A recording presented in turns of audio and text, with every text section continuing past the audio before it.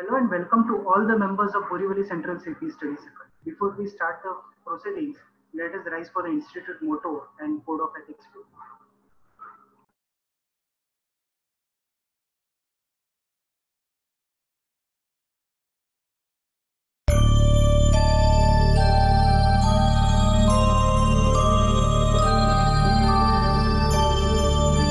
य एष सुप्तेषु जाग्रति य एष सुप्तेषु जाग्रति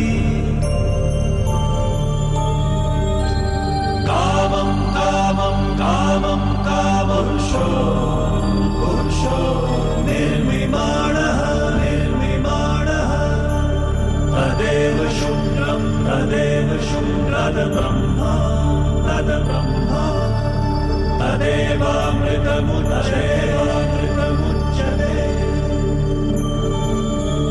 तस्मिन् लोकः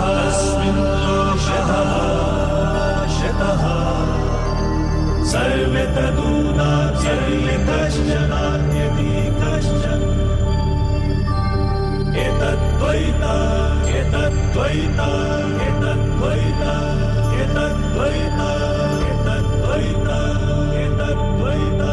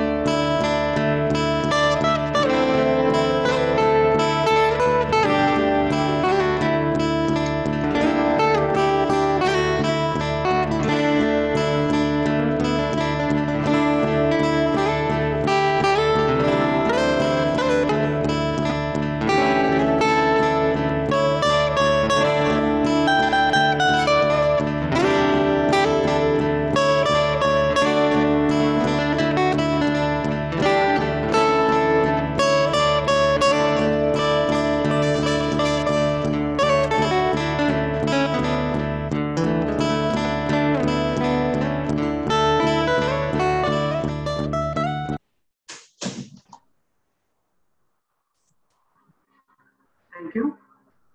Today is our 11th virtual CP meeting and last session on the series of standards of audit, and the subject is risk assessment and response to assessed risk. And for us to explain it to us, we have with us the learned speaker C. Vijay Mania. As I already spoke about it at the first session of the series, that ICAI made it mandatory for members to get at least 2 CPRs credit on auditing standards.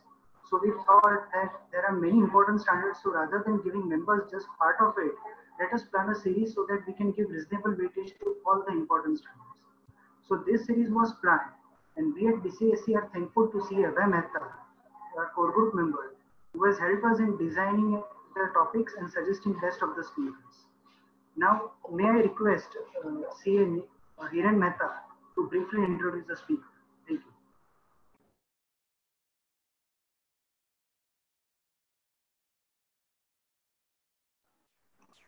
you. Hiren bhai, you are on mute.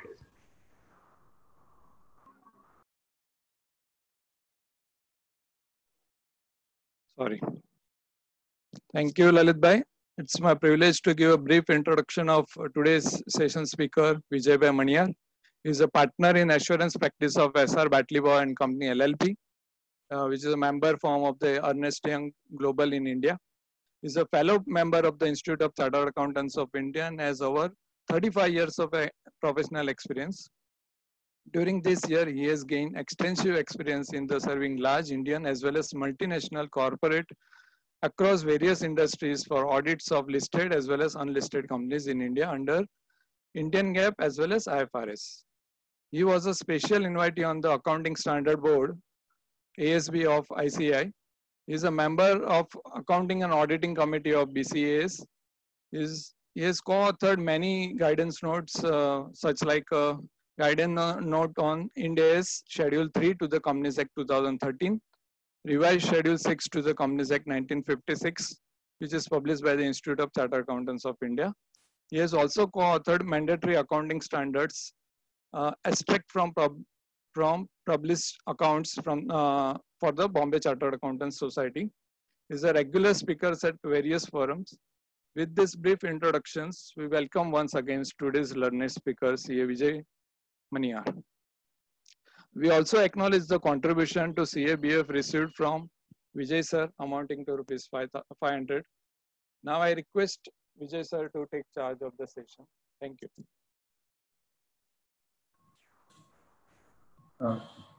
Respected Lalit bhai, Hiren bhai, Nilesh bhai, other committee members and friends. It gives me great pleasure to be here speaking virtually today on this dull topic. You know why I'm saying dull is because you know we are so excited about accounting standards. There are so many changes which happen into accounting standards. You know, if client has any particular accounting issues, we roll up our sleeves and you know see that how the accounting can be done. But my friends, you know, it is not the accounting, right or wrong accounting, which saves us. It is how that accounting has been audited. So auditing is the one which saves us, and that is why, you know, I give you know respect to the organizers for arranging this session on auditing standards. I hope people are attending for the knowledge of it and not only for CPs, because there are no changes. So I'm not going to tell you anything which is other than what is there, which has been there for, you know, many years. All of us have studied, all of us have cleared CAs. There would be some minor changes which is you know coming you know here and there, but that, you know, so I'll try to share some you know practical aspects of this, and would be happy to take questions you know if there are any. But permit me, this is one of the, you know, offline you know talk, virtual talk, so I can't see anyone, any reaction. So if there is any reaction which is coming, please put it in the chat box, so at least I know my narrative can, you know, change if possible. So let me share the screen.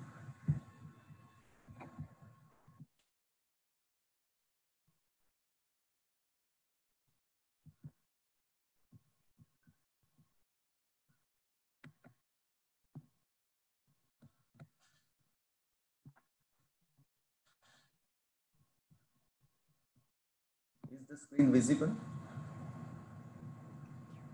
Yes, sir. Yeah. Okay.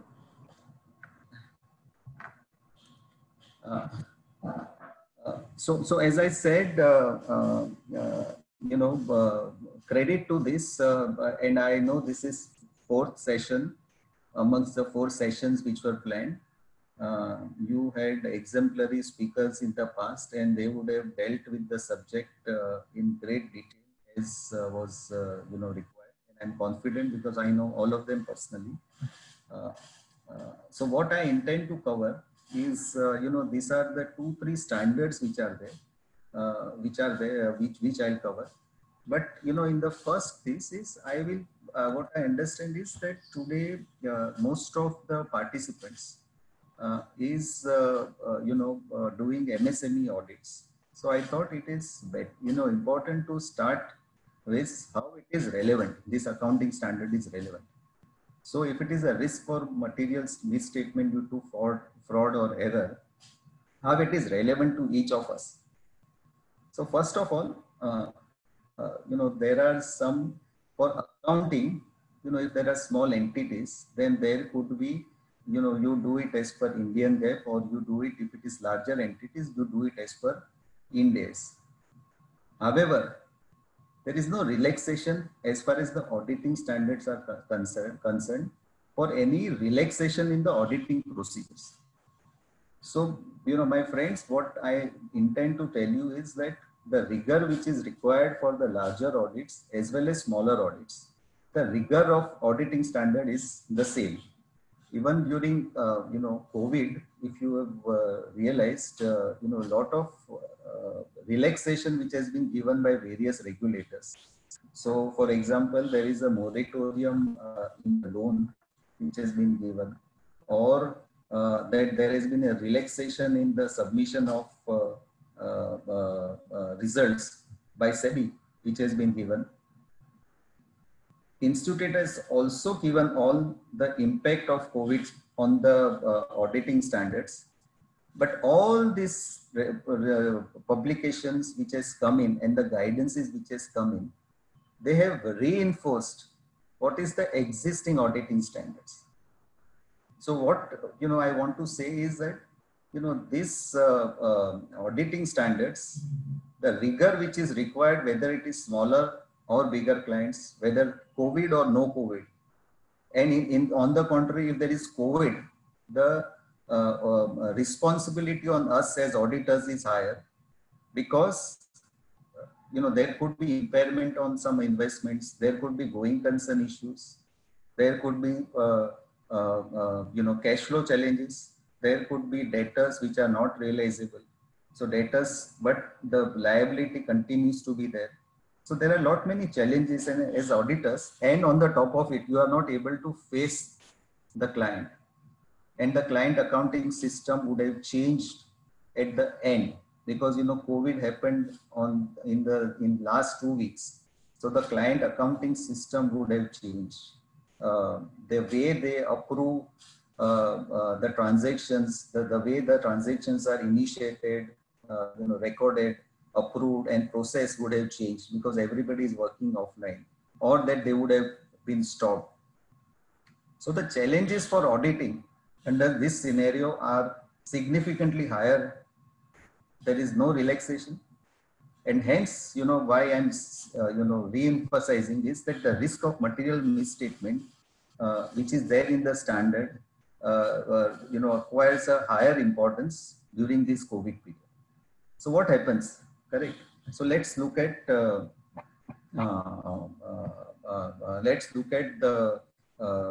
circle. So the first one is smaller clients do not necessarily mean, correct, that easier audits. As I said, all the auditing standards needs to be complied with. If there is a failure, if there is some challenges, there is excessive work. Is client going to pay us for this excessive work? Answer is no. There is a downward pressure on fees. Yes, because of COVID, all the industries have been impacted. There is a significant downward pressure on fees. In these times, the challenge is, how do you retain talent? It's not that the talent does not have other options, or if the people are not leaving currently, but if as and when they get the opportunity, they will leave. If there will be challenges of retaining the client and the good clients. And last but not the least is the growth. So what we need to ensure that all of us, there is a growth and there is a quality in the growth. So it's the growth is with through quality. Keeping in mind the COVID pressure, keeping in mind there are challenges, keeping in mind there are downward pressure on fees, and how do we sustain during this period. So that is my limited. This is to MSME. The challenges are no less. As I said, there are relaxation for accounting and other areas. For us, there is no relaxation, and that there has been reinforcement.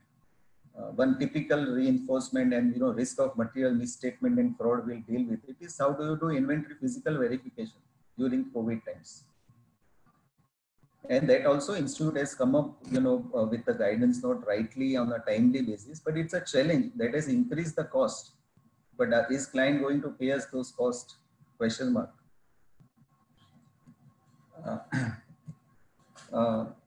Keeping this as the backdrop, let us now go to what are standards on auditing. So I'm not going to touch with the standards which are there, but overall. But if you were to look at they give us the objective requirements and application of other explanatory material, which will help us in coming to conclusion.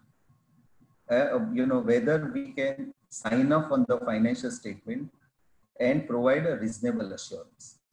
What is our duty as auditors is to provide a reasonable assurance. And what is reasonable assurance? What are the procedures which we are supposed to take to provide a reasonable assurance to the users of the financial statements? Mind you, Institute has rightly reinforced, but we need to exercise professional judgment and professional skepticism all the time throughout the planning, auditing, conclusion, through the period of audit, and even when the audit is not there, we need to exercise professional skepticism for all the clients which we are auditing. We need to be updated about what are the industry updates, which are there, what has changed from the last auditing cycle to this auditing cycle. Because what we need to do is to identify and assess the risk of material misstatement. Now, this misstatement could be through fraud as well as through error. But we need to ensure that while providing reasonable assurance, that there is no material misstatement, and we'll discuss what is material misstatement at length during my talk. Correct. And then what is it that we need to do to come to conclusion is we need to obtain sufficient and appropriate audit evidence. So there is a sufficient audit, so whether the audit evidence is appropriate in the circumstances and whether it is sufficient for us to provide a reasonable assurance, and based on which we can form opinion on the financial statements.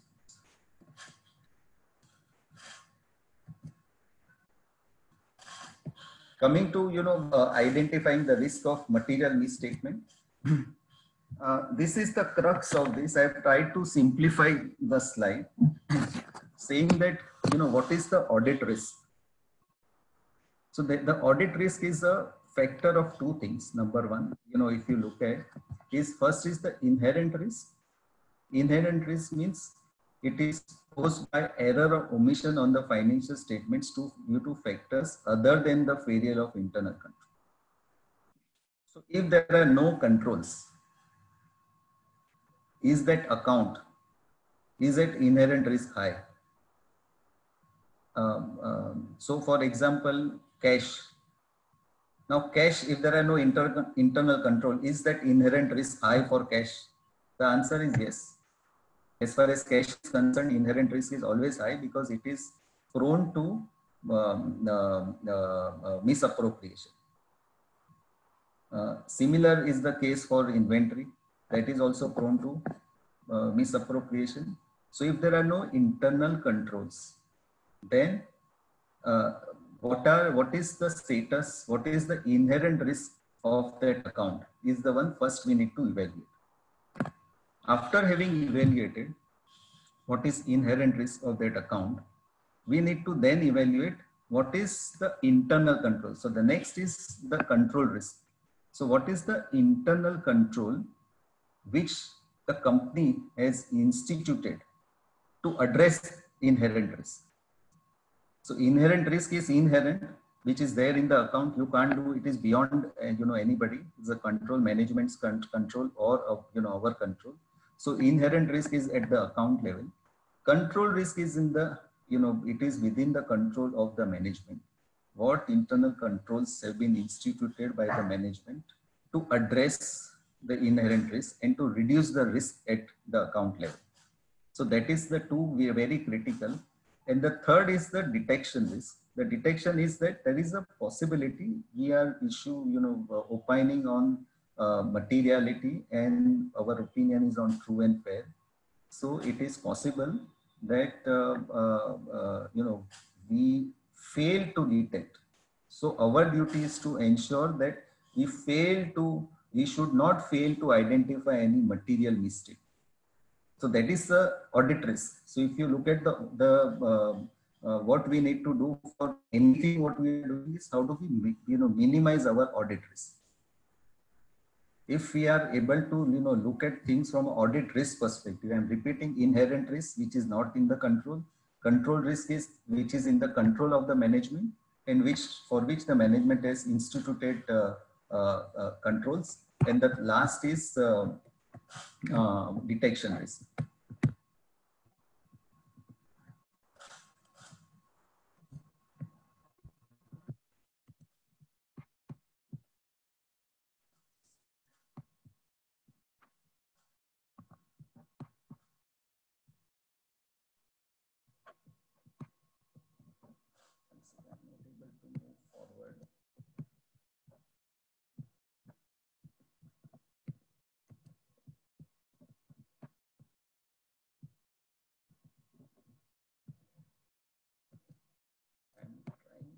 I'm not able to move forward.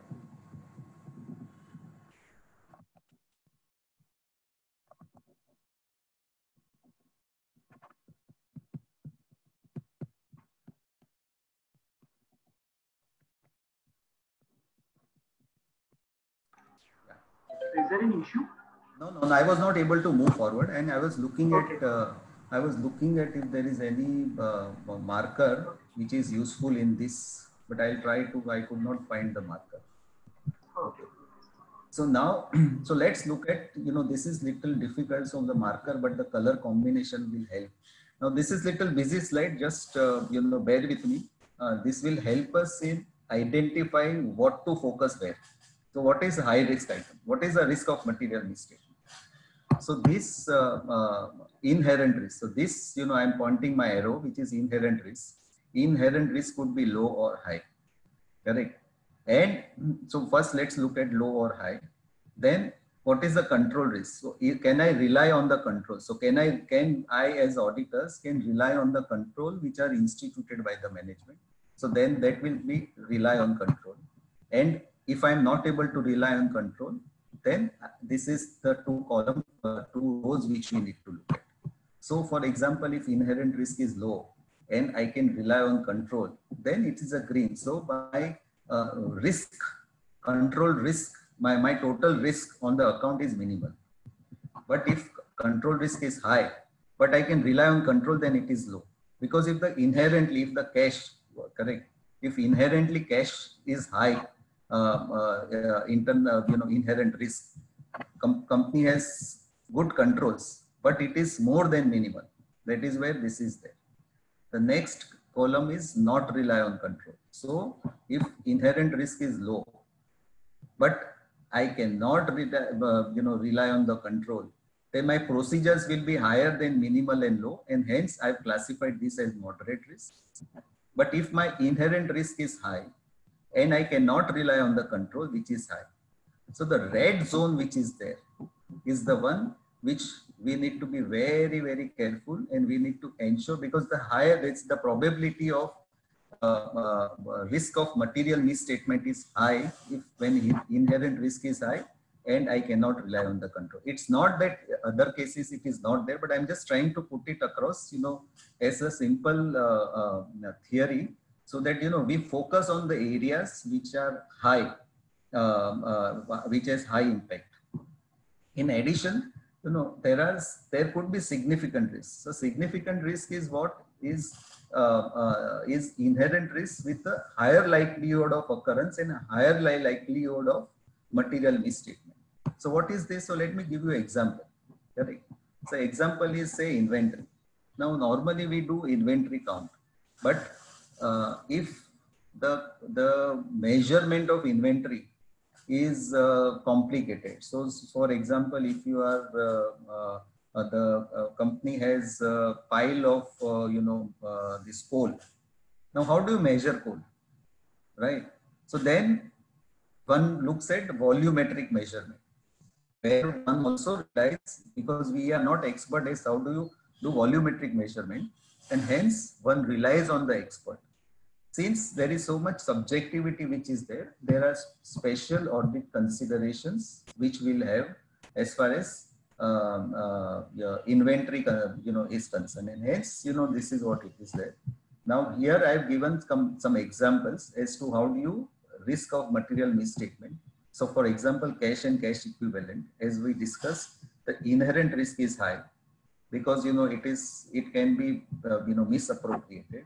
However, if I can rely on the control, then I'm falling under minimal, and hence it is minimal, and hence the risk of material misstatement is low because the company has adequate control. So for example, in case of say retail stores, correct? Company has so many retail stores. Every day there is a cash which is collected. Now, inherently the risk is high. Yes, the question is yes. However, if most of these retail companies, they have a process by virtue of which at the day end, there is a total reconciliation which happens as to what was the total sale which happened, how much money which has been collected in cash, how much money which has been collected through credit card with different tenders, because credit card could also be with various parties. So there would be different tenders for credit card. There could be Paytm. So there could money could have come in from different wallets or different credit cards. But let's focus on cash. So I've received cash. Next day morning, the cash should be deposited. So the company has a control saying that any cash which is collected today, next day morning, it is deposited in the bank.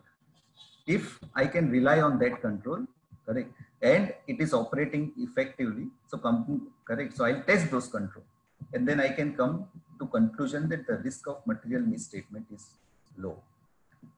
However, in case of, let's take this inventory where what we said is inherent risk is high. I can rely on the control, yes. However, I'm still classifying this as high because we concluded that it is high because of the significant risk. So significant risk is present in this case, and hence I'm classifying this because of the volumetric measurement, correct? Or let us take another example. The valuation itself is complicated. So one has to then will go deeper into how the valuation is done. But the earlier one was a measurement example. Now I'm giving a valuation example where the valuation is done manually. It is complex. Then also I can say this is a special consideration, and I will consider it as high.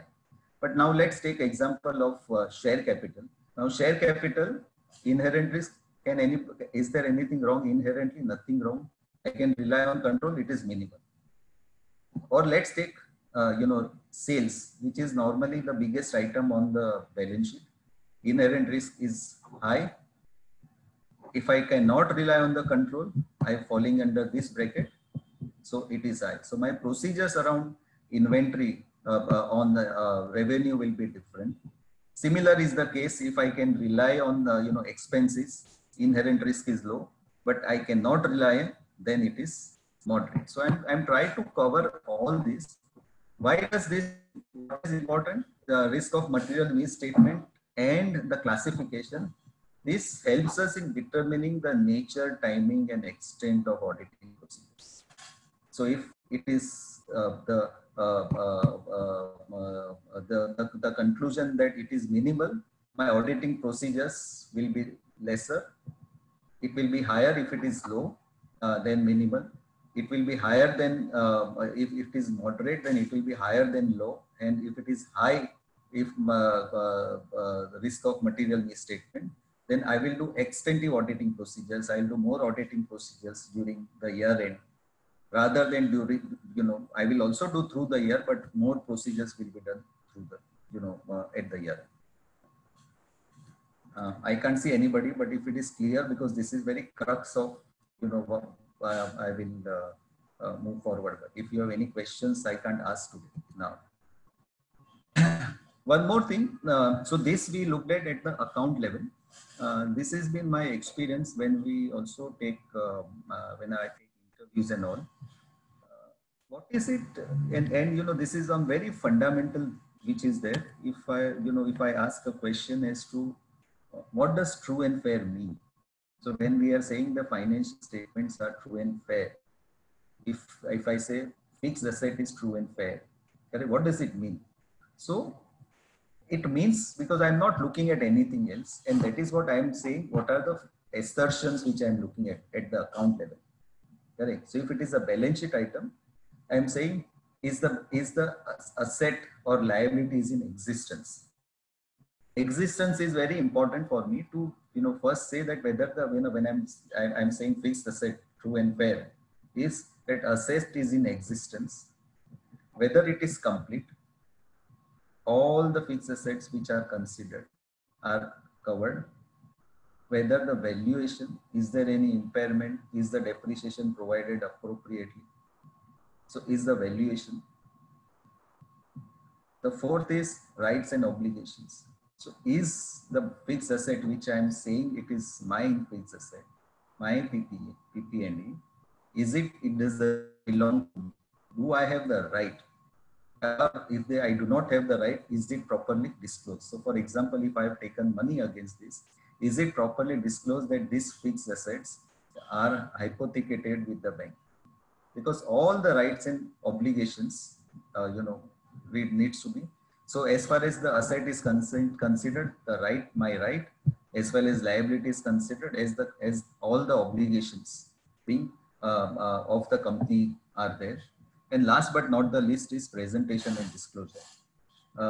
We never used to give a lot of importance to presentation and disclosures earlier, but with the expectations of the stakeholders and others, you would have seen in days financial statements as there is a significant increase in the size of the balance sheet and the financial statements. So there is all the disclosure requirements. The idea is that whether all the disclosures which are relevant, whether those disclosures have been made, whether transactions have been properly aggregated, whether the aggregation, because aggregation should also be done, or disaggregated.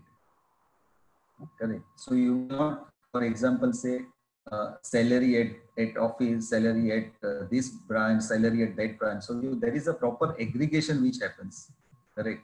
And disaggregation is also, to be done in the same way that two accounts are set off, which are which cannot be done, or classified and described and disclosed. So these are the 5 assertions for the balance sheet items.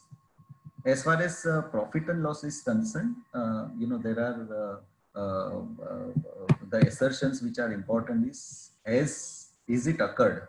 Has expense been incurred? Has the sales occurred?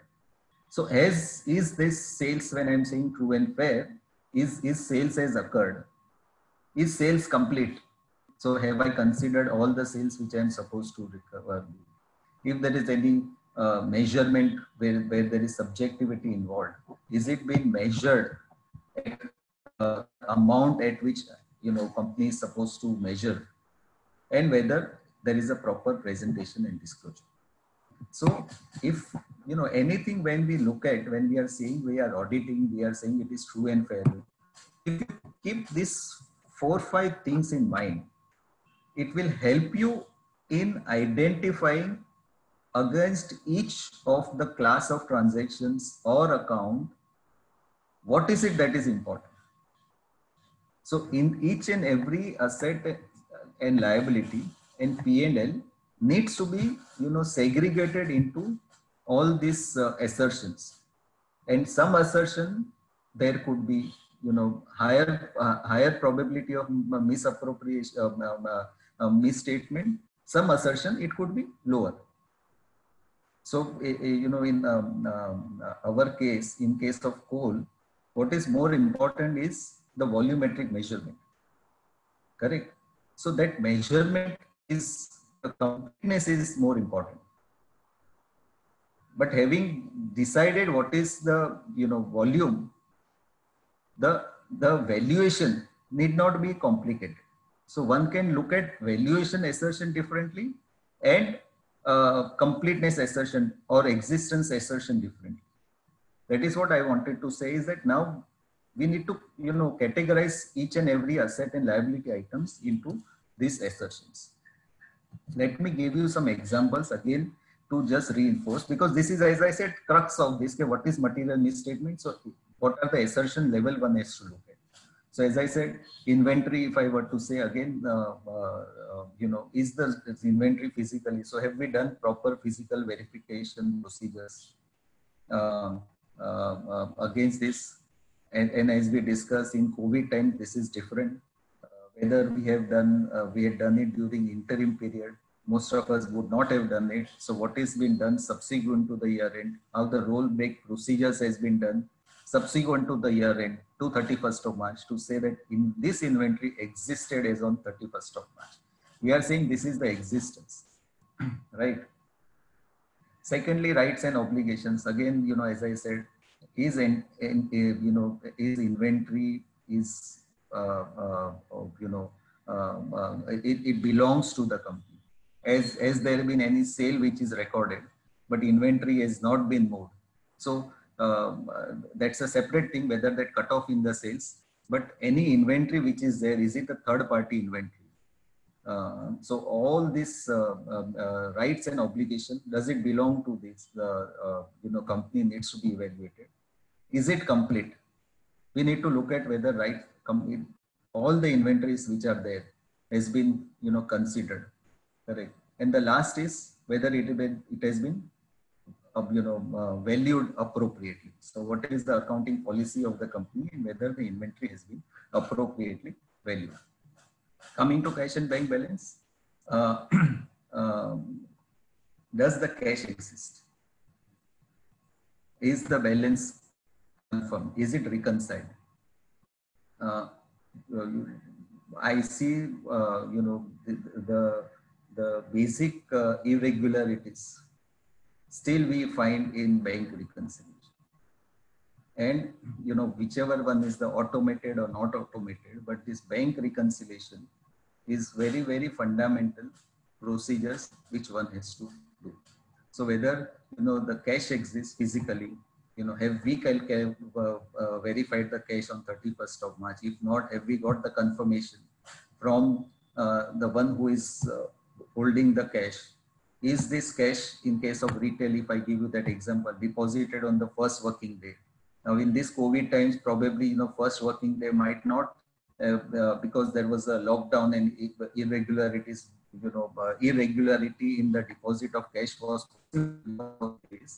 So when was the first it was deposited? Is all the cash which was deposited?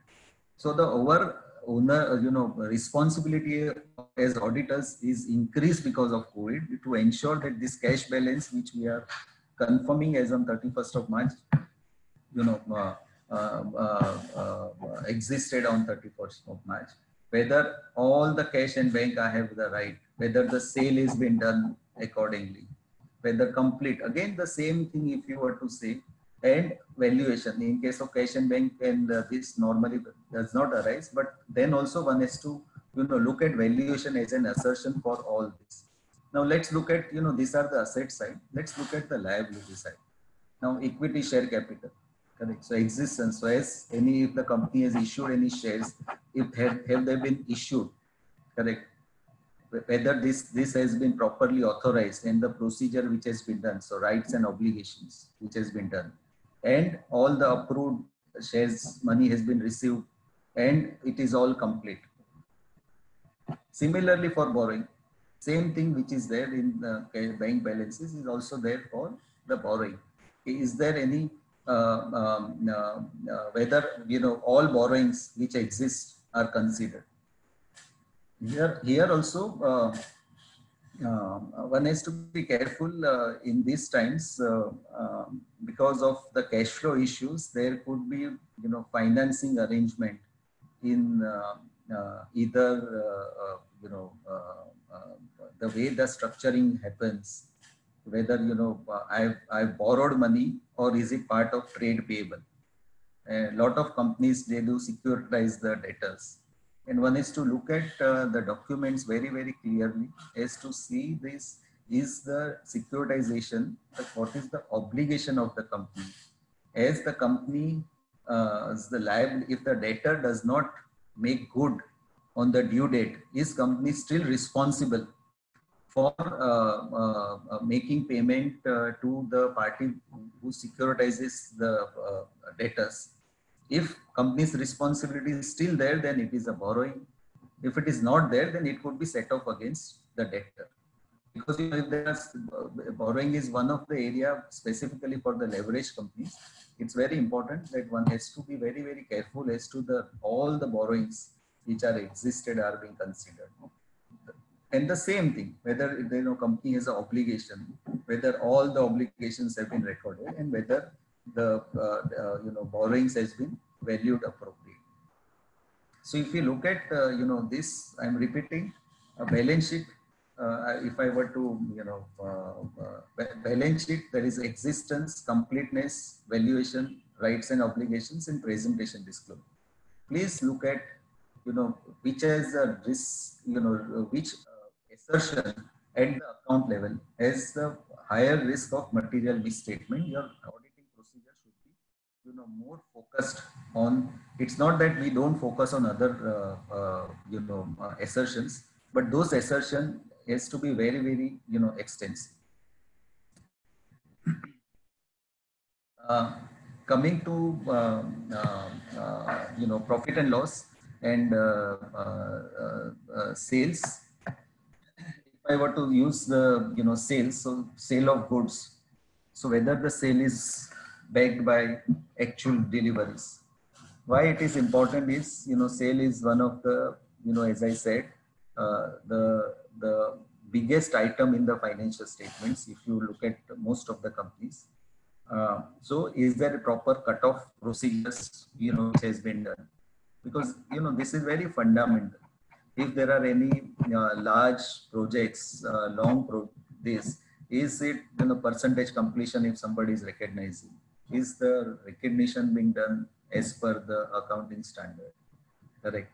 Is the invoices, what is the cutoff? I think cutoff is one of the very, very fundamental procedures.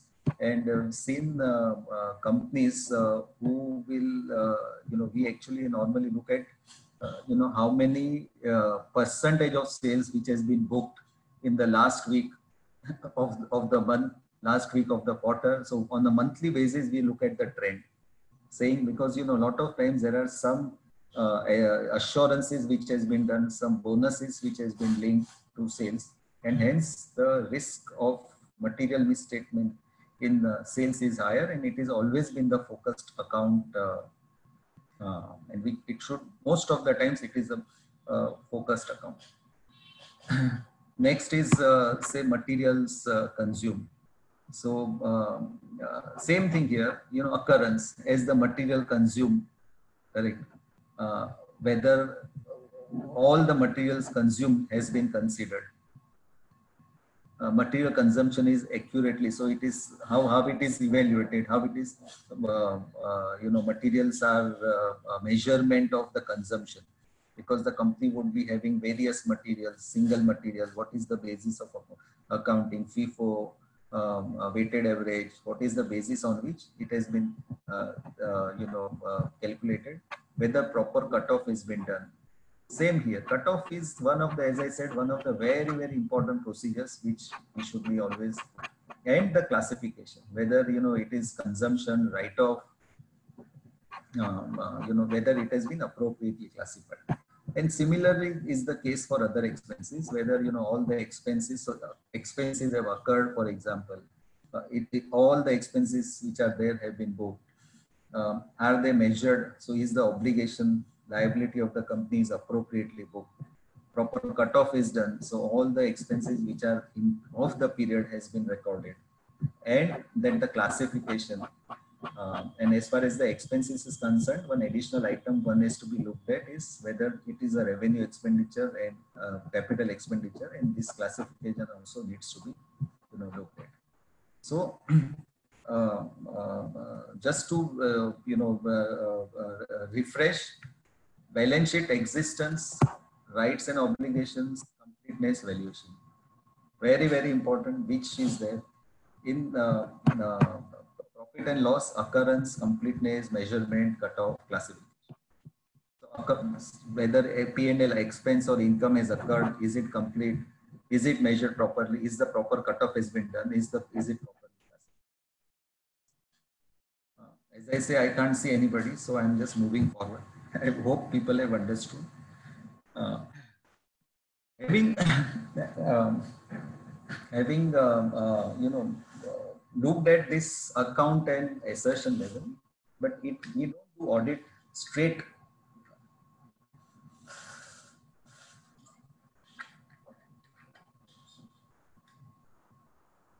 So we don't do audit straight as this. In fact, there is a lot of planning which goes behind, coming to that assertion level. Correct. And then, actually one is to start from the top. So the first and foremost, which is, there is, when we say if it is a new client, what kind of diligence procedures which we did on the client before accepting the client. So who are the shareholders? Who are the stakeholders? What is the nature of business? What is the customers, vendors, directors? So I think we need to first, when we do the client acceptance procedure, we need to have a very detailed procedure, because it's ultimately a risk. Though we are signing at the assertion level, but it's a risk. So we need to have a very comprehensive client acceptance procedures. Institute has also rightly given the guidance on the kind of procedures which are required to be done. But having said so, any additional procedures are always welcome. Nowadays, resignation of auditors is also looked at negatively. One has to give proper reason as to why one has resigned. And if there are challenges, the regulators are, the expectations of the regulators and stakeholders from auditors are significantly higher. My experience is earlier, banks were not considered as a stakeholder.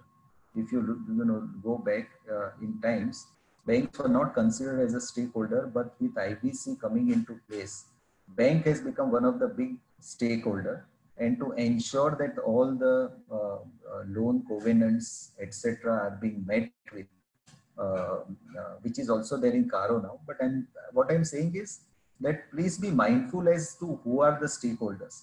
That is what I'm limited purpose for this. Having if they are changing the auditors, why are they changing? One has to be very clear, as to the reason why there is a change in the auditors, because we should not get into the situation where the previous auditor is not agreeing to company's stand, and the previous auditor is justified in sticking to his stand, and hence management is changing the auditors. If that is the case, it's a big red flag. So hence, please do proper diligence before accepting the new client. Having done so, if we have done the audit of the client, what is the experience? So our risk assessment procedures for the next year audit starts with what is the previous audit experience, which is here down. What is the previous audit experience with the company? And if there are any similar group companies which we are doing, please leverage on this. This will give you a lot of insight as to what is the risk. Having said so, risk assessment procedure is now obtained. Having done this is depending on what is the nature of entity and the environment in which the entity is operating. So, for example, if say company is an NBFC company, or a company is into real estate, or any public interest entity, you need to be mindful as to what are the developments in this, right? So real estate companies would have, RERA, post RERA, is the company complying with RERA provisions? Because if not, whatever is the risk, because the risk not, though it is a business risk, it will come into the financials sooner or later. So any risk which the company is facing will come into the financials. What is the nature of of entity? So is the entity, say for example, listed entity? Then one is to look at it differently because the stakeholders looks at it differently. What is the internal control? And how do you get all this? So one is to look at in a in a larger companies, there are many documented processes. In case of a smaller entities, it is more informal, and all this is identified more with the discussion with the manager. So one is to either look at all the documents coming to the next one, which is there is can you just do the risk assessment procedures and sign up? The answer is no, because this risk assessment procedures, what we are doing is to evaluate what is the risk of material misstatement and to determine our nature, extent, and timing of our auditing procedures. So this is all information gathering. Now this information gathering will also include not only inquiry with the management, but also inquiry with other business heads. So how many of us go and talk to the marketing guys? How many of us go and talk to, if the company has any legal counsel in-house, talk to them? How many of us go and talk to internal auditors? I'm saying these are very important and critical. And this is one piece which I feel and I miss while doing all the audits, which is virtual audits, because virtual audits are being done, but the pulse and lot of feel of what is happening one does not get unless one visits client's place, client's location, have interaction, formal, informal, and based on which come to conclusion, is there any risk of material misstatement? Have we missed anything? Also, what is being done is the analytical procedure. So, in case of smaller entities, one does not have a regular kind of MIS. In case of a larger companies, either there is a MIS or listed companies, it is on a quarterly basis. All the analysis of what has been there, correlations, it's not audit. It's just to evaluate what should be the focus areas. Why there is trend. If there is a trend which is available, just focus on the trend. One also goes and we all do, you go and visit factories, do physical verification, observe physical verification of stock. Correct. What has been, our observation, how it has been done. Correct. So, all this is important. One thing which is also very, very relevant is, the whole engagement team needs to sit together and to decide. What it helps is, my experience is that the junior most team member, we might consider them as junior most, they have a neck, and if they know that what we are looking at, they come up with observations which is completely different than what kind of mindset what we have. So, my experience is that the junior most team member, please allow them to grow in the organization, allow them to participate. Out of 10 things, 7 things they might, or 8 things or 9, ideas might be frivolous. One idea which is there could be, so important for the audit. So allow team members to speak and share ideas. If there are any specialists, please call specialists, to discuss with them. Look at their, because they will also have a different perspective to it. So, for example, if company has changed into the ERP system. Now, in our firm, at least I am not competent to see and so I can understand, but I'm not competent to conclude whether all the data migration which has happened, whether that migration has been done appropriately. What are the controls? What are the general IT controls? What are the application controls? How those controls are being, and so those IT specialists will test those controls, and then they will conclude whether one can rely on those controls or one cannot rely on the controls. So the purpose of this is to, all the evaluation phase to conclude, what kind of, so if I cannot rely on the controls and then my nature, timing and extent of audit procedures will change.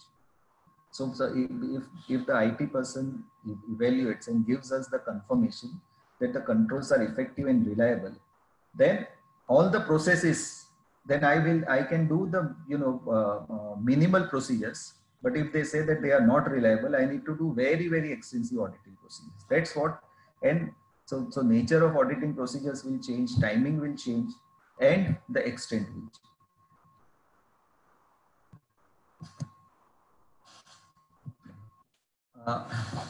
I already said what is the nature of industry regulator. If it is any of NBFCs or banks or insurance companies, what are the other external factors which is impacting? Because as I said, anything which is there, which we might consider it this as business risk, ultimately will come into the financial statements. Many times the nature of entity. So if it is a listed company, then it is different. If it is partnership or LLP, it is different. If it is private limited, it is different. Many times the company, simple operations, but there are complex structures. One has to understand the structure, because this becomes very critical. So two business companies in the same business, but if they operate under a different structure, your auditing procedures will undergo change. And similarly, finance. So if two companies, one company which is highly leveraged, and the other company is the promoters have put in equity, your auditing procedures will undergo completely different, because the lenders are one of the large stakeholders, and they will risk of material misstatement could be around meeting debt covenant, for example. Whether accounting policies are there, which is normal. As I said, MSME or small entities, it is mainly based on the inquiries with the management.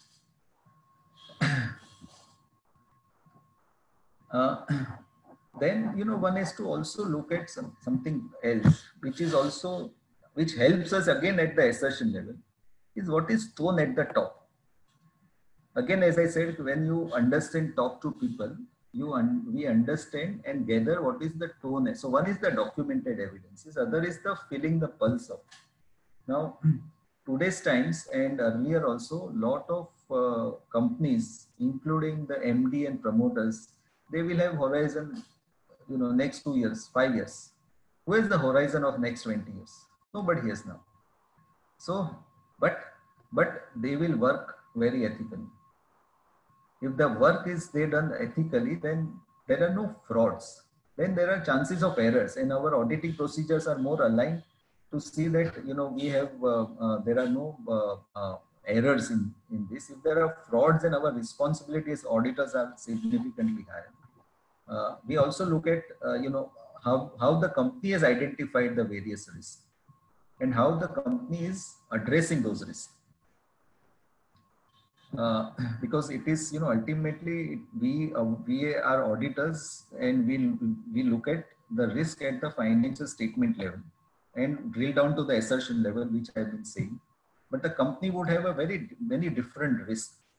And what are the risks? It's not that we get into each risk and identify, but we say that what is the risk which they have identified and how they address those risks.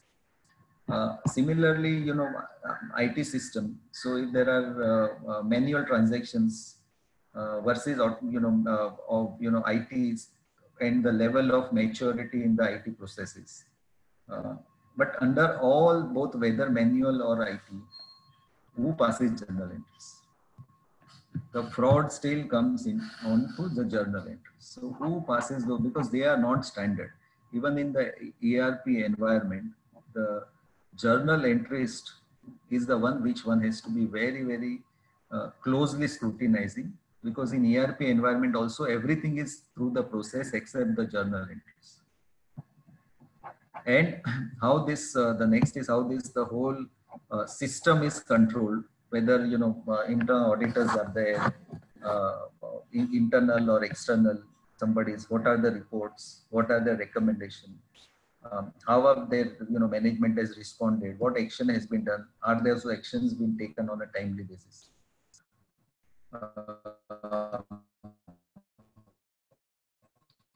Whether there are people who are in the company, who are directors, who are internal, or there are extent, comes down. It's not that, because it's all, we are just doing the risk assessment procedures. I think most of it I have covered. Governance for smaller entities, governance, there are no independent outside directors. Segregation of duties a challenge as far as the smaller entities are concerned, because, for example, the one who receives the PO will also accept the goods and also pass the entry. So in that sense, one has to see that, and which is rightly so. So one has to have also, look at many other circumstantial evidence to see that, there is no material misstatement, which is there. Because one is good that, there are a couple of people who are looking at it. The other thing, side of it is that there is also management overall of controls. So we should not get into the situation where, we rely on everything which is there, take them at the face value, and don't,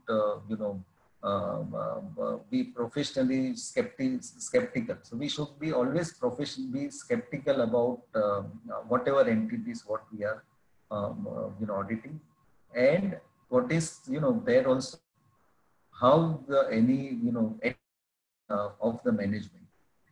Because when we come across, when they talk about different things, how they do business, it gives us the pulse of, how are they looking at it, are there any material misstatements. As I said, these are all the information gathering to arrive at the assertion level.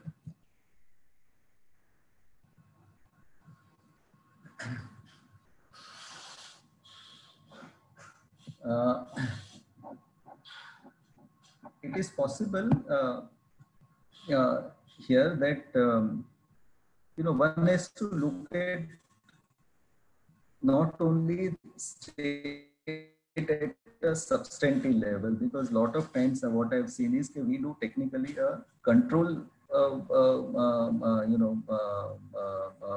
control-based approach for audit as well as substantive approach. What is substantive approach? Is we look at straight the vouchers and compare the vouchers which with the accounting entries passed, and we move forward. Mind you, we have to spend a lot of time, which we call a planning activity. What I have experienced is if we plan any engagement well, ultimately it not only reduces the risk, but also reduces the time. So, I was calculating, I think we have about 30% of the time which is spent only on the planning activity. Because the idea is that if you plan well, execution is easier and the conclusion is also faster. So in this case, suppose, I give you example of a retail company who has various stores. Now, what will you do about, single item, some vouchers, some billing which has been done, compare it with this system, with what is there in, how much money has been received against this. Because, companies will have, each store will have thousands of vouchers and bills every day. And you can't be doing, and even if we do 1,000, how many stores you will cover? And does it give us additional comfort?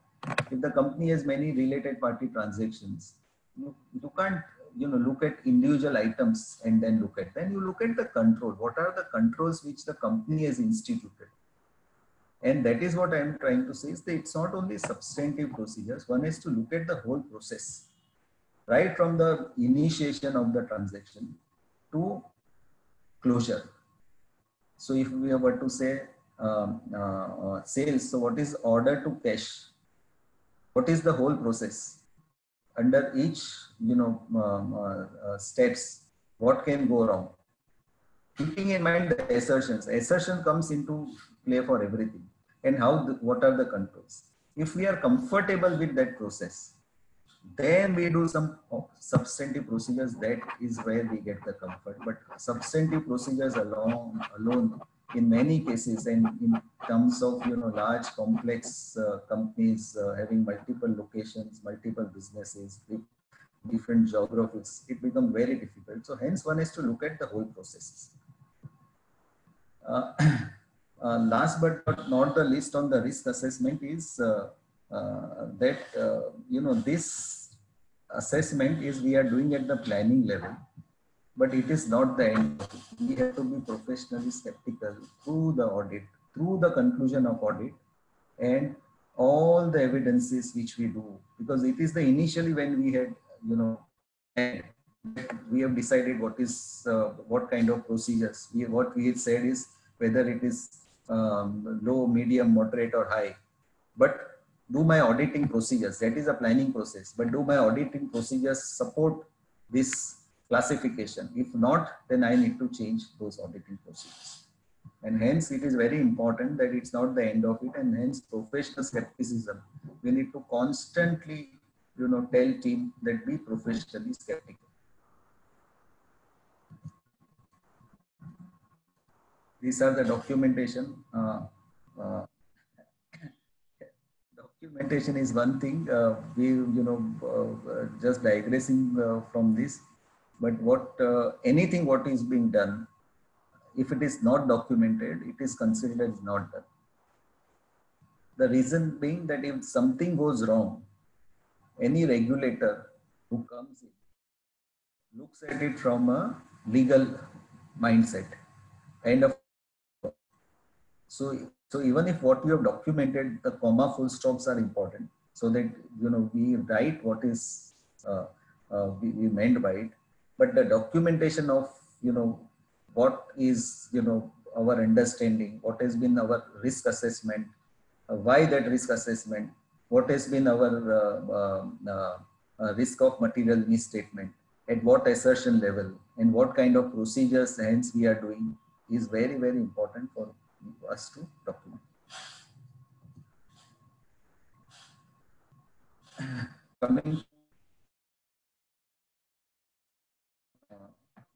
Coming to materiality, I think I'm running little short, so I'll run little fast. So materiality, as I said, we are signing. So first is materiality. How to determine? So that was what we discussed, was a risk of material misstatement, and how do you determine what is the risk of material misstatement. But the risk of material misstatement is in the context of materiality, right? Everything is contextual, and we are saying true and fair opinion. We are not saying true and correct. So we say it is materially, not mistaken. That is what is very, very important. Why it is important is because we don't do 100% of audit. And even if we were to do 100% of the audit, we can't be comfortable of, in the example which I gave, even if you were to do 1,000, bills per store every day, and you do 100% of it, you will not be comfortable whether the sales is the true and fair number which is going in the financial statements. And hence, it is what is materially not misstated is the one which is there. And how do you determine materiality? That is what we will see. Determination of materiality is a art as well as science. So what should be the basis of materiality is a art, and there are various guidances, and we'll see some of them as to how do you determine material. Because it's very fundamental that when we audit, we have to look at only from a materiality perspective. If it is not material, we deal with it separately. Don't spend unnecessary time on items which are not material or trivial, but focus on items which are material. So materiality, determination of materiality is what should be the basis is an art. But once having decided what should be the basis and what percentage, then it becomes a science. Why it is important is an auditor, when we determine the materiality, it is assumed that the user of the financial statement knowledge of the business and economic activities and has willingness to study financial statements with reasonable diligence. So he is aware of it. What the purpose of this is, he understands the financial statements are prepared and presented with keeping in mind material. And there is inherent limitation because, in the preparation of financial statements, there are so many estimates and judgments which are considered because, it's not done on a cash basis. Since there are so many judgments and estimates are involved, there is inherent limitation because we don't do hindsight audit. We do audit as of the condition existing as on the balance sheet date. So the user is aware of these limitations and then makes a reasonable economic decision based on the information in the financial statements. Materiality is, also there. So if you look at Division 1, Companies Accounting Standard Rules, it says 1% of revenue of operation. This is a disclosure. Right? So don't consider this as a disclosure, as the disclosure for the entity which we are auditing. Each entity has a different basis of coming to the materiality, and two entities in the same business, the basis can be different. And so is the case for Division 2 Companies Accounting Standard Rules 2000. This is a little busy slide, but what I'm saying is for planning and performing the audit, we do SA 320, which we have, which we'll discuss. And for evaluating any misstatement or the effect of uncorrected, misstatement, we look at SA 450. I'm just trying to see this, that there are two standards which we are doing, and we will cover both.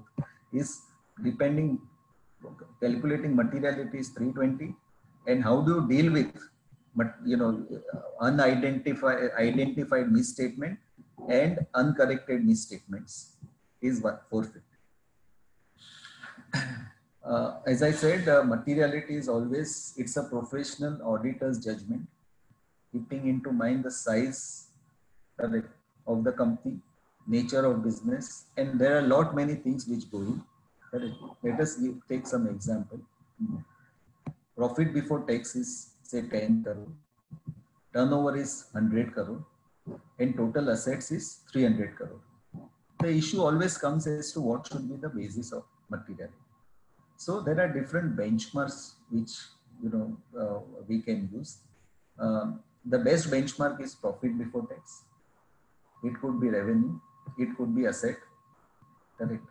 So depending on the maturity, type of the company, nature of business, maturity of the company in which the company is operating, business in which it is operating, it will be different.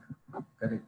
In this case, for example, the calculating materiality may be considered as a 5% of PBT, so it will be 50 lakhs. This is important to determine, and as I said, what is material misstatement and how do we deal with material misstatement, which we'll look at it. So if it is 50 lakh, how do we deal with it? We'll look at it. So one is the materiality, which we need to set. Second is the performance materiality. Because if we were to look at only materiality is that materiality, what I mentioned, is at the financial statements level. However, we don't audit straight at the financial statements level. We audit at the account level and assertion level. And hence, there is a possibility that we miss, if we were to, financial statement level materiality, we were to consider it at a account level. And hence, the performance materiality is determined as a percentage of, planning materiality, which is lower than the materiality at the financial statements level. So idea is number one, materiality at the financial statements level, and then number two is the materiality at the account level, or the particular class of transaction at that level, because that materiality has to be lower. Otherwise, we tend to be, so our detection risk is the one which we need to be mindful to see that we are not, we are not missing on any of the errors, or we are not ignoring any errors in not material, because on a consolidated basis it could be money. As I said, it involves it's a professional judgment. As I said, art and science. A lot of discussions happen as to what should be the materiality in what circumstances, how it should be calculated. Because if based on the procedures, if we are wrong in setting the materiality, and the materiality is kept at a higher level than what is required, then it could be considered as under audit. Under audit means, the consequences could be very severe.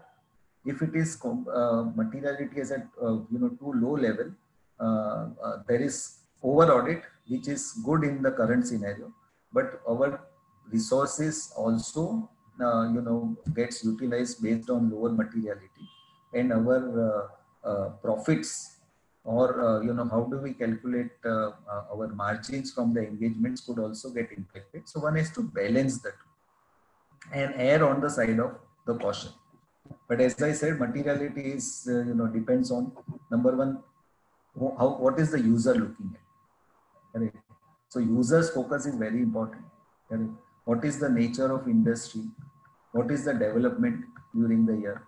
What is the development during the period? What is the ownership structure? How it is financed? What is there any volatility? So if you are auditing, in COVID times, you'll have a significant challenges, and we'll see in this.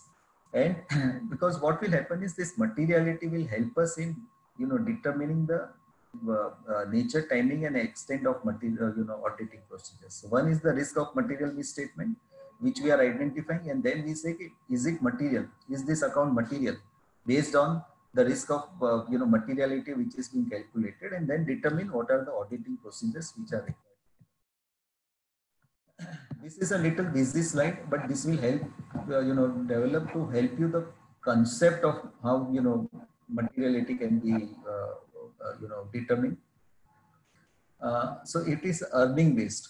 So here it is earning based. So earning base could be pre-tax income, because most of the time, if you look at the users of the financial statements, even if you look at what is the profit, something a profit here. So most of the time, and specifically the listed ones or the public interest entities, it's a pre-tax income which is important. Correct. Secondly, one has to look at normally it's the normalized earning. So if there are any one-off income or expenditure, it is possible. I'm not saying one has to do it, but it is possible to eliminate this. So if you have a large one-time gain and or some other income, it is possible that you ignore that while determining the normalized earning. The next is EBIT, earning before interest and tax, or EBITDA or gross margin. All these are earning based.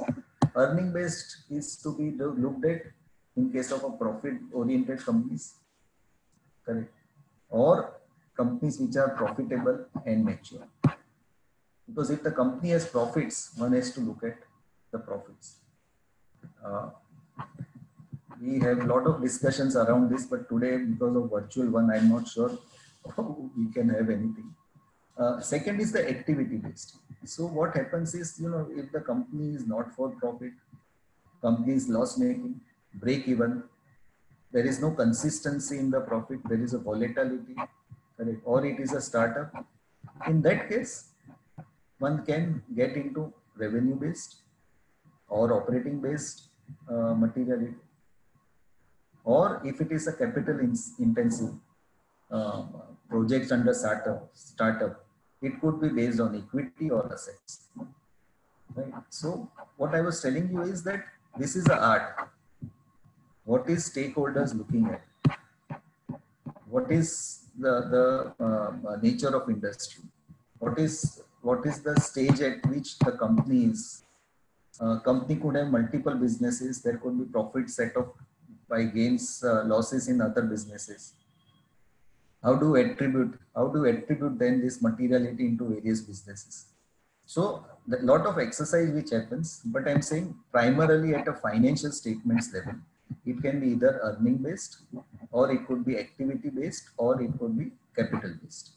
And if primarily one has to evaluate on the earning base, because it, for profit oriented companies or matured or profitable companies.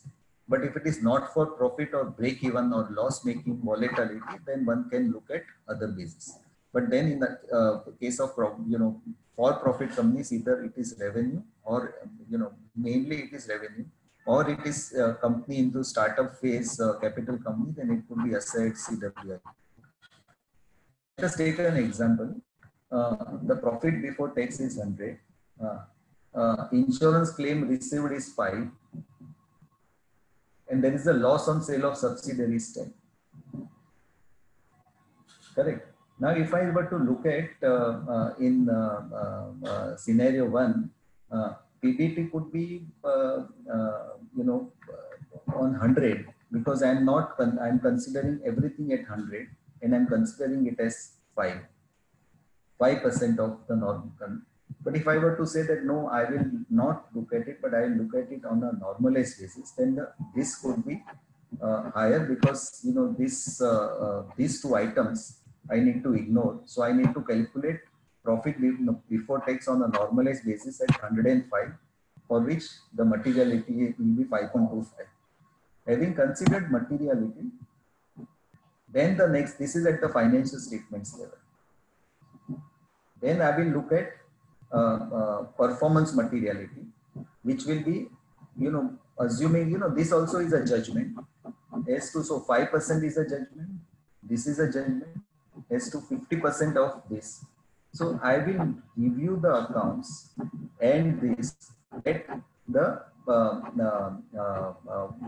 at account level at 2.5 crore, and in 2 it is 2.6 crore. So this is how we calculate materiality. As I said, it is on the normalized basis. One can normalize earning. One has to evaluate what is normalized earning, what is PBT, this performance materiality could be 60%, it could be higher, it could be lower. This is the risk of errors which one finds in that account, or based on the past experience one can determine. Some examples.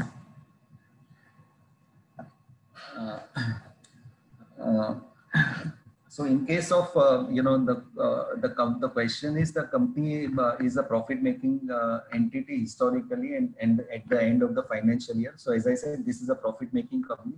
We will even calculate this based on profit.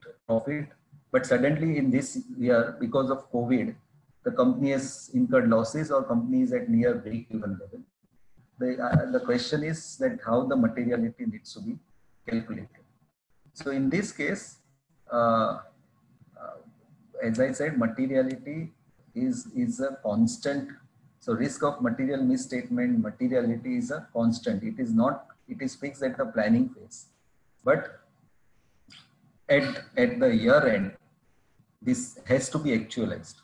So if the company is into losses or near break even, we'll have to change the materiality to either EBIT, EBITDA. So one has to look at how what stakeholders are looking at it, or in other cases it could be at revenue. And based on this determination, the nature, the nature, timing, and extent of auditing procedures will undergo change. So idea is that, please be mindful during COVID period, the materiality, if you have done the interim work, if you have done some work because of COVID, the profits are less, we have to do overall. We have to do more audits.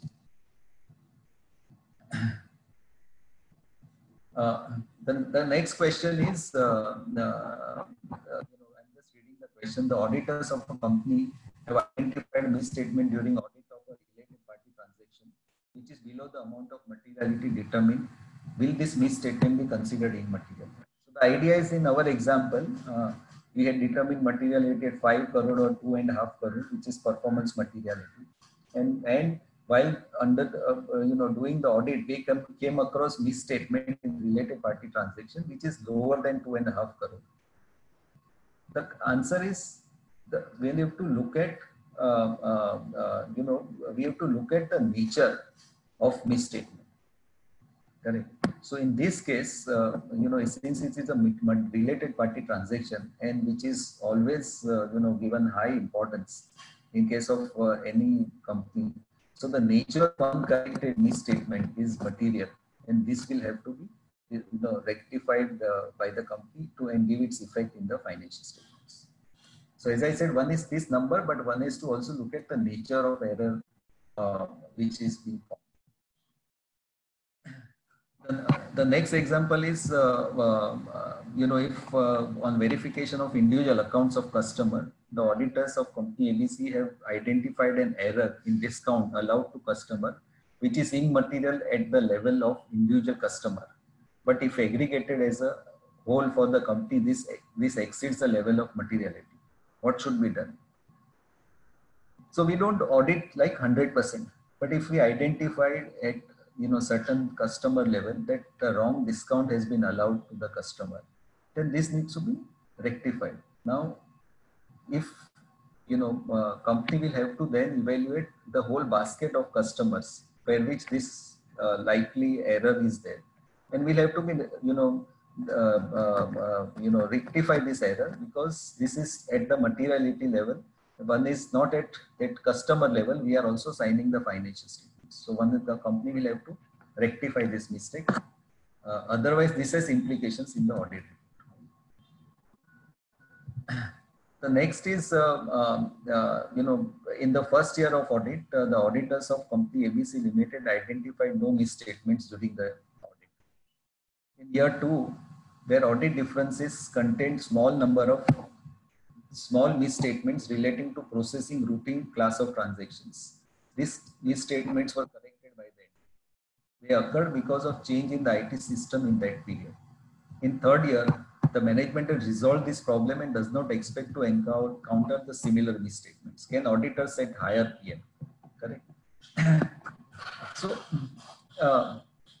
again, if we were to go back, what is the basis of our materiality? Number one basis is on the industry, stakeholders, everything. But also what I said is, what is our experience in the past? Now, in our past experience, in year 2, there was change in the IT system, which we, a lot of companies moved to different systems, IT systems. So they, there were errors which were encountered. Those errors were rectified by the company, and the company said, okay, we have set the process right, controls right. Would you rely on the management? The answer is, of course, we can rely, but we have to do our own procedures. So what we need to do is that we have to first check the IT controls and see that those controls, what our comments were there, those problems have been resolved. And if we are comfortable that those controls have been put in place, they are reliable, then we can set the higher materiality level. If none, not, then we need to continue with the lower materiality. The idea is that, risk of material misstatement should be eliminated. If there are less errors, materiality can be set on higher level. If it is more, there are more errors, it has to be at a lower level.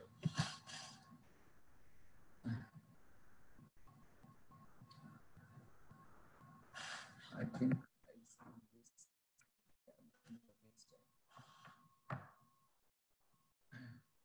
the next is, so this is how, so first is, if you were to recap, first we looked at what is the risk of material misstatement, correct? And what all, how do you look at the assertion level, balance sheet assertions, profit and loss assertions, different items as different, and that assertion level, what is your risk of material misstatement, minimal, low, moderate, high, depending on which we will determine the auditing procedures.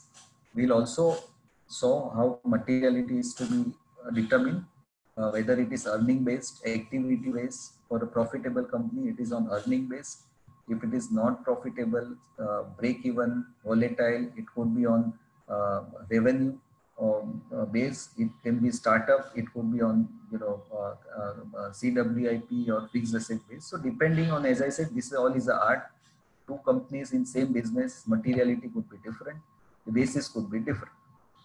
Having done this, if we find something during the course of audit, correct, and there is a risk of, there is a misstatement, or there is, uncorrected misstatements, how do we deal with it? And that is what we'll see in the next few minutes.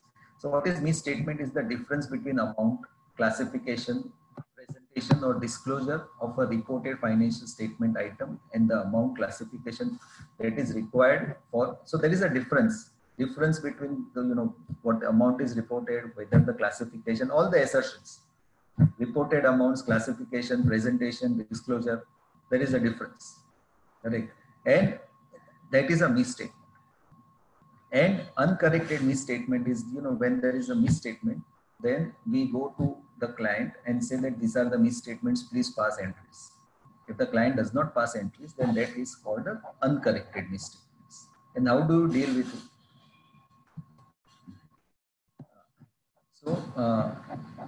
So what happens is, first of all, this is a practical experience, and most of the clients would have, their expectation is that I don't want any last moment surprise. What do you mean by a last moment surprises? Because clients have prepared their financial statements, and according to them, everything is true and fair. You do the auditing procedures. But if you feel that, there has been some misstatement, some classification issues, some, amounts which we do not, or any other issue, which is where we are asking the client to make the changes, and if it is done not on a timely basis, then the clients get upset. So first is any misstatement or any errors which we identify, we should ensure that these are communicated on a timely basis to the client, because otherwise this is the first bone of contention with the client. Having said so, what happens is, how do we do it? So we accumulate all the misstatements identified during the audit, correct? And then say that do the nature of identified misstatements and circumstances their occurrence indicate that other misstatements may exist. Then when the aggregate of misstatements accumulated during the year could be material. Because if we identify one misstatement or one error, it is not that standalone which we need to consider. We need to look at on what could be the implications of this error. So suppose we are finding some related party transactions, there are some error. Now it is all pervasive. It goes back to our assessment of risk assessment. Because why is this related party transactions? We are finding errors in classification. That is one, so then it goes back, all our material misstatement assessment changes, because when we need to sign as of, when we sign, what is our risk assessment and the auditing procedures aligned with this. So in that case, we'll have to communicate all misstatements and request management to correct those misstatements. And next is, as the aggregate of misstatements accumulated during the audit approach materiality determined. If both the question is yes, then we should ask management to correct the misstatement. Evaluating this also, while I said what factors to consider is the size and nature of misstatement. What is the size? The absolute size. Nature is again, please evaluate stakeholders again. Correct. Circumstances, is it pervasive? If it is pervasive, if you identify something, please go deeper into it. What are the implications? And if they are not corrected, what could be the implications on the report? It's a separate topic by itself. Is, year one, there has been identified misstatement, not corrected, what implications we'll have in the year two, but I'm not getting into it. But if there is something which is trivial, one can ignore. What are the types of misstatement? One is the factual error. Factual error is valuation done wrongly. It's an error. Error is error. Stock count done, some stock, not our stock considered, our stock not considered. That is a factual error, correct, which is there. There could be judgmental differences. And this is the area where maximum, discussions happen. This is, say, impairment of subsidiaries, impairment of, goodwill, provision for doubtful debts. These are the judgmental, misstatements, and judgmental, differences. That could be looked at little differently. Factual errors are factual. It has to be corrected. It is management's responsibility. True and fair materiality is our domain. For management, everything they need to pass, but many times they do not pass. And if it is not material, we can ignore. But any misstatement which is ignored on the materiality ground needs to be discussed with those charged with governance. We need to take a representation from them that it is not material for them also, because we do not know what could be the consequences of this accounting. We have done the calculation based on the profits or activity based, earning based, depending on our risk of material misstatements. But it is possible that amount is material. For example, it could be violating debt covenant. Yeah, it could be changing the managerial remuneration significantly. So we might not be aware of it. So what we are ignoring on materiality ground needs to be communicated, and needs to be taken in the representation from the client and those charged with governance, is that it is also not material for them. Coming to judgmental difference, as I said, provision for doubtful debts, we believe this needs to be provided. We believe the money will come in. Materiality level could be different in case of judgmental differences, could be considered that these are judgmental. Depends on facts and circumstances of each case. And projected misstatement is, in the example which I gave, if there are discounts, there is an error in discounts in few customers, then we need to project that what is the sale to customers which we have not audited, and it is the extrapolation of that discount, and that entry management needs to passed. What is the documentation required? Each documentation is whatever is the items which we are considering as trivial and ignored. We need to document. We have considered this as trivial. All these statements accumulated during the year and whether they've been corrected or not, and conclusions as to whether uncorrected misstatements are material individually or in aggregate and basis of that conclusion. So we need to document it all. One thing which is there is we also sign ICFR report.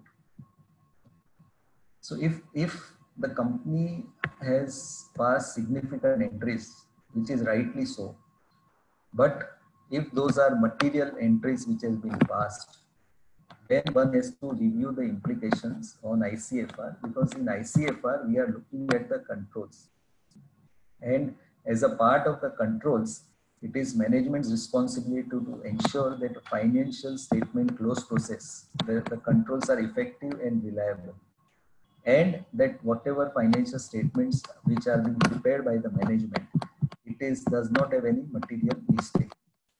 So please be mindful of this balancing act when these entries are passed or are not passed. As I said, it is the materiality is a number which is there, but if there are any other things, then we have to look at below materiality. So as I said, if it is affects the compliance of any regulatory requirement, compliance with which we discuss, compliance with debt covenant or other contractual requirements. This is important, relates to incorrect classification or application of accounting policy that is not material in this year. However, it may have material impact in the future period. Then our materiality level goes down. If the company starts a new line of business and which the new revenue recognition policy has been done, you might ignore in the first year, saying that it was started in the this, it is not material. But next year, it will have 12 months of revenue, and then it becomes material. Then this item is material now. If it is any segment related information which could significantly change the segment profits, losses, or assets, it could be material. If it increases management compensation, that's what I told you. RPT also, we discussed this. I think there is example based on the discussion what we have done. I can take those examples, or I can take any questions which members may have.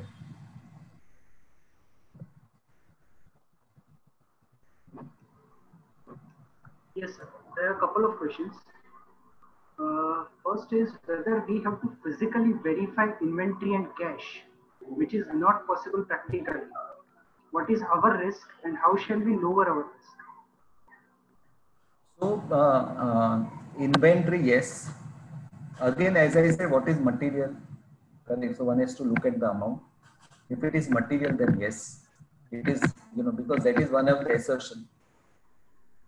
So one has to, so existence of inventory, management is saying that this inventory is present as on 31st of March. How do we come to conclusion? That has been one of the biggest changes in the auditing procedures, which was there this year because of 31st of March COVID. A lot of companies where, if there is an interim audit which is done, where physical verification is done at the interim period, then one can roll forward, because ultimately what we are signing as on 31st of March. So there is a roll forward procedure which is there, which one has to do. But if it is not done, then it has to be done in, as of today, and roll backward. Depending on, the answer is depending on this. Cash we have not done, so cash, if you have not done today, then as I said, what is that which has been done with the cash? And then one can look at cash verification today, roll backward. One can take the confirmation depending on the internal control and the risk of material misstatement.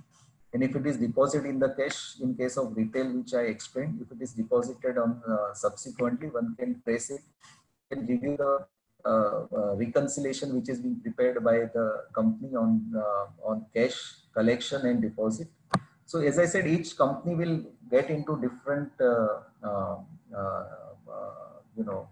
situation, but as auditors we have to do some procedures around this.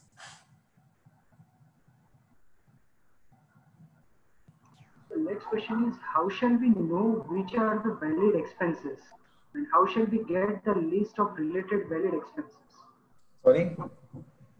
How shall we know which are the valid expenses, and how Valid shall expenses? we get the list Valid of the expenses? related valid expenses? I didn't get it. What is related expenses? That is what question says. How shall we know which are the valid expenses? Or rather, So then one has to look related at the expenses. nature. So I think what is the process which has been set by the company for initiating? So who's initiated the transaction? Correct. Who has processed this transaction? Who has recorded this transaction? Correct.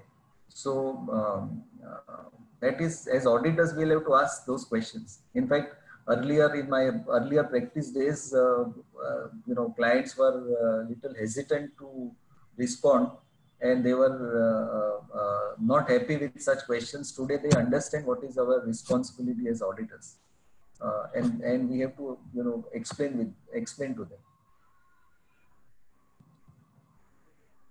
The next question is, goods purchased in March 20 at rupees 800 as on 31st March.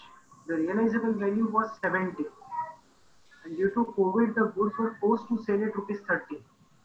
Which value to be taken to finalize audit? How do you come to 70? Please give your view. But how do you come to 70 is the one which one has to, because 70 is theoretical, but you have sold it at 30 is actual. So can I brief you this question? Yes, yes. Actually, the product is crude. The value of crude was 70 rupees on 31st March. But on May, the crude gone down to 30 rupees and it was sold. So now on 31st March, the value of the stock should be 70 rupees or 30 rupees. So one has to look at whether it was freely sellable as on 31st of March. Yes, it was freely sellable till 2nd April. It was sold for 70 rupees. Then it is 70 rupees. Okay. But then, so profit in last year and loss in this year, that way? Correct. That is how it will happen. No? So I'll give you a different, example. So if I have shares, I am keeping shares as So voice problem. Stock in trade and in inventory, correct. If there is a shares which I consider as part of inventory, and 31st of March, the shares can be sold at 100 rupees. I need not sell it, correct. And subsequently I sell it, but on 31st March it was freely transferable. So it can be considered at 100 rupees on that day, 31st of March. I might have sold it at a later. But this is purely due to COVID effect. That's okay. I have to look at condition existing as on 31st of March and then the subsequent. So it can be freely sold. So if am I in the business of crude? It's a different question. If I'm in the business of selling, converting that crude into some finished product and then selling, the answer could be different. So what is the purpose for which I'm holding that crude? No, he's in the business of crude. Crude, then I think, it is possible to take a view that it is 70 rupees. Because it can be easily sold. So what is the market price as on that day is, as I said, if it is, that's why I'm giving an example of shares, because I could have just sold it on 31st of March. If I can have sold it, then that is the value as on this. Subsequently, even if on 1st or 2nd of April, the price has changed. So there is an active market which is available. And there is offering after the balance sheet date, nothing has to do with that. Yeah, correct. That's why I'm saying it gets into facts and circumstances of each case. Freely tradable, I can sell it. In COVID, could I have sold it? Correct. And what are the other compliances? So one has to look at in the facts and circumstances of each case. The stock market is very important. I'm giving you that example because it was operational, it was functioning. I could have sold it. If I could have sold it, then on whatever happens on 1st or 2nd of April, I don't care. That was the market price as on 31st of March. But in crude, how much customization, how much is the liquidity of this item, what I have it, is it something customized? I could not have sold it because of the quantity, volume, place, right? Everything is then needs to be considered. And the subsequent event else, because I have not seen, I can just sell it. I do not know. I don't audit any crude, so I am not aware of it. But I'm saying conceptually, I'm, stock market example is the one has to take the as a base. Thank you, sir. Lalit, continue. Yes. Sir, that's it for the questions. Thank you, sir, for your session was really informative. Before we offer vote of thanks to the learned speaker, couple of announcements. In the next week, we have DCMs on recent and important court rulings. On Wednesday, 5th August, it is on GST, and on Saturday, 8th of August, it is on income tax. The timing will be the same. Friends, tomorrow we all will celebrate Friendship Day.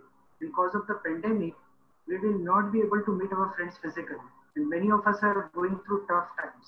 So let's inform our friend who is in need that I may not always be there with you, but I will always be there for you. Let me wish all the friends who are connected through BCSC happy Friendship Day. Now, I request CA Nilesh Vasa to offer vote of thanks to learned speaker.